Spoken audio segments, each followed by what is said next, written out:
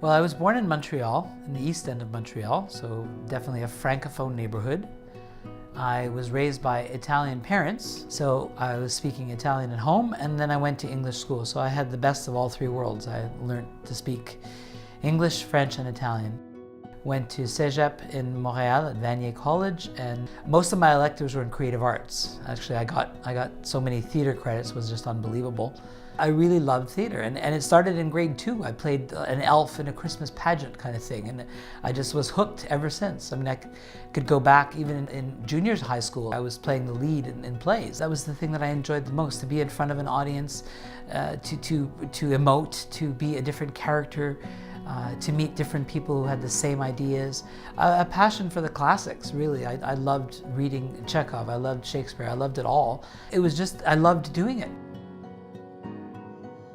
I did my undergraduate degree at McGill in political science, and I still continue doing theater on the side. So theater has always been one of the passions that I've had.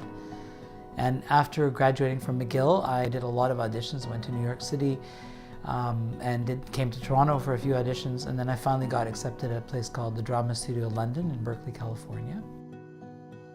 We did an average of about one production every month, and that wasn't enough for me because I decided also to work on stage combat during that time. And I also helped the directing student direct Glass Menagerie, so it was really a busy, crazy time. When I left California, because I didn't like it, I went back to Montreal. The person I worked with in Montreal, Christine Stewart, she helped me in terms of, she said, you know, I think you'd be a really great teacher. And it was teaching in a drama school. She called it at the time the Children's Shakespeare Company. It was very much alive in Montreal West. It was a great program. The kids loved it. We had kids from all ages. And for me, that began in 1990. That's when I started teaching. And I realized I loved it. I think of teaching as theater in front of the students that I teach every day. I mean, I'm literally on all the time. From 8:30 till 3:30, you're on. You have to know what you're doing. You're performing, really. You're talking about whether it be math, you're making that interesting for them, or whether it be science or social studies, whatever the subject area is, or français. You're constantly performing, and they love that. They really love that, and they get into what you're teaching. I didn't notice that I had a visual impairment growing up. My parents knew it from an early age when I started to see and couldn't find a marble on the floor.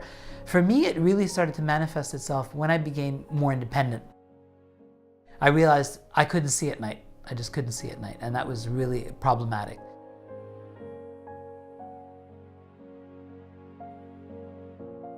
Since then, it's gotten a lot worse, and now basically I only have light perception more than anything else. I really can't see faces or colors or any of that stuff anymore. So that's gone for me now.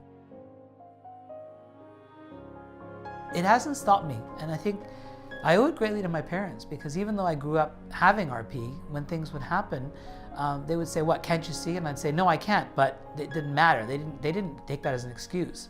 So I kept going. I kept just doing things, and to this day, that's the way I am. I haven't stopped, and I'm not going to let RP stop me from doing what I want to do, and that's basically it.